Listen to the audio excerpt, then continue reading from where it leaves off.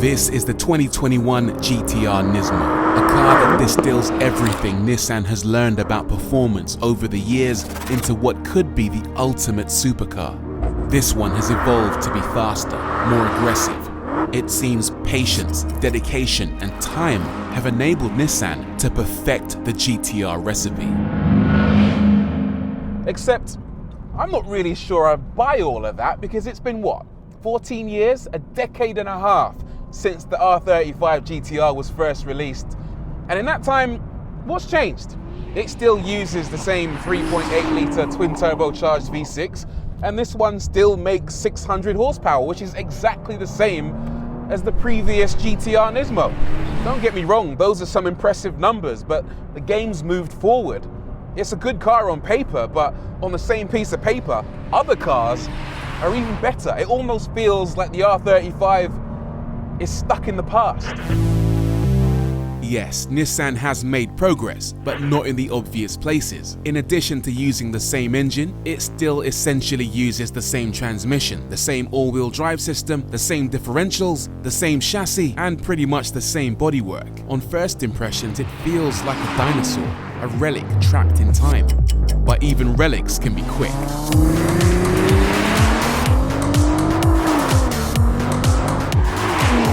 It is properly fast though, it's rapid, this car. You put your foot down and it just takes off with so much aggression. There's a reason this car is called Godzilla. My goodness, it's quick. There is one significant change for this car, and it's that the turbos are now the same turbos that Nissan used in their GT3 race car. They're very similar to the old turbos, but these have one fewer vane in each of the turbos, meaning that there's less mass and therefore less inertia. And that means that it spins up quicker than before. It's more responsive. Don't get me wrong though, it doesn't feel naturally aspirated or anything like that, but it does feel murderously quick, especially around 4,000 RPM when it all just bursts into life.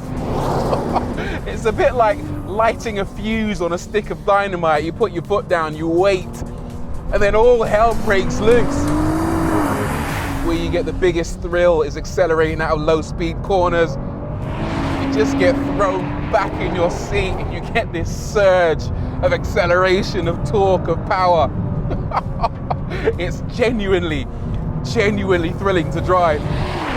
But I've got to be honest with you here, the R35 GT-Rs, even the standard edition cars, have always been savagely quick. So I am sitting here asking myself, what's changed? Where's the revolution? Where's the evolution? It almost feels like the GT-R's standing still.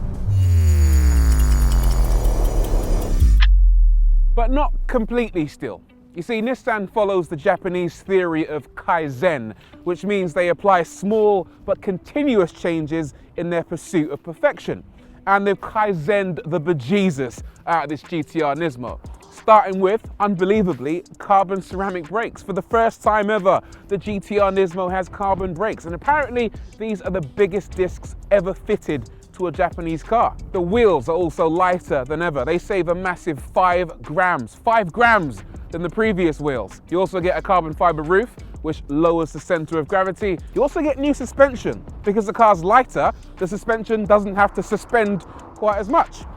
On top of that, there's a new algorithm for the gearbox, so it now changes gears 0.15 seconds quicker than the previous gearbox. There's also more downforce than ever before. You might have spotted that enormous rear wing. Well, that now works in conjunction with these vents over the front wheel arch to provide 6 kilograms more downforce. The Nismo also gets a lot of carbon, none of which comes cheap, of course. The carbon seats, over 6.5 grand. Carbon splitter, 3 grand. Carbon roof, 2 grand. Carbon spoiler and carbon boot lid, £2,000. Now, bearing in mind you can buy a used R35 GT-R on Autotrader for around 30 to 40,000 pounds. Guess how much this one costs? No, £180,000. Wow. I've got to say the interior in the R35 is also a bit basic and maybe in need of a little bit of that Kaizen, because it's not up to scratch really. Even something as basic as a BMW 1 Series at of the price has a much nicer interior than this, but there are a couple of things that I do like about it. This multi-function display has always been one of my favorite things about the R35 GT-R. It works really well, it looks really cool, and it shows you all of that almost pointless information that you don't really need, but you enjoy seeing. Things like your boost pressure, your oil temperature, all these little things that make you feel like you're inside a video game. I also like the fact that it's not trying to be hyper modern just for the sake of it. You've got a simple layout for your infotainment screen, you've got a volume knob, a physical volume knob, and also you've got analog gauges. It's all a bit reassuringly old school, and I like that. It's like throwing on your old favorite jumper or a fuzzy pair of slippers. You get this nice warm feeling of nostalgia sitting inside this car. The GT-R quite often gets criticized for being a bit of a PlayStation car, for being not particularly involving. But I think that's unfair because, especially compared to modern cars, this is massively mechanical feeling. Whether it's that reassuring clunk you get when you slip it into drive, the sound of the turbos chuffing away, the exhaust, the grinding of the diffs underneath you. There's a mechanical symphony about this car that's refreshingly old school. It almost feels a bit steampunk in a way. But even though it's old, it's still new school quick. That tiny looking V6 under the bonnet helps it feel every bit as rapid as cars with more power.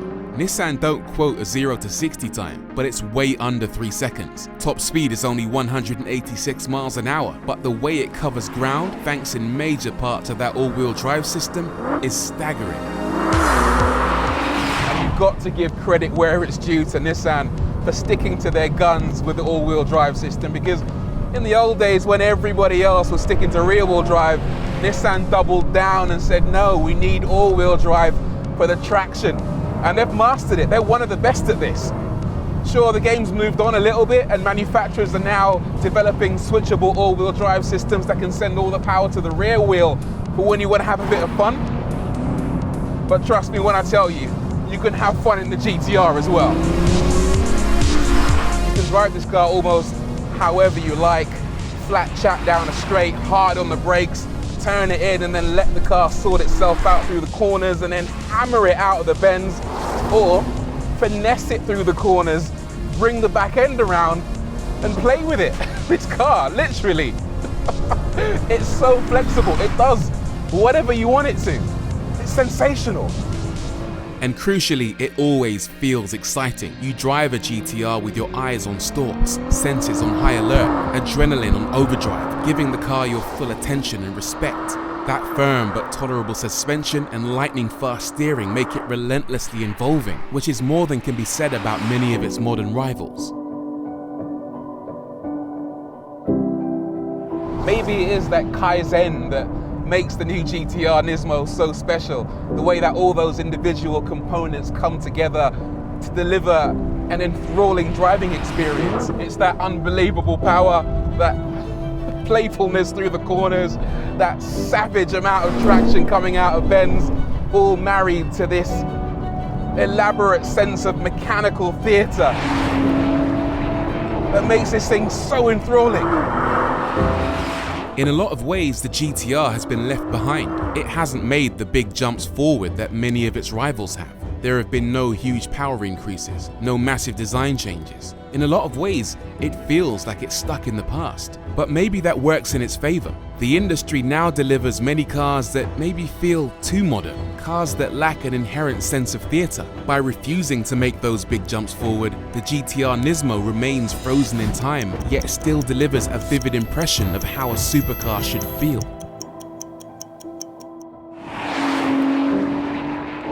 While it's true that standing still is the fastest way to move backwards in an ever-changing world, maybe today that's not such a bad thing.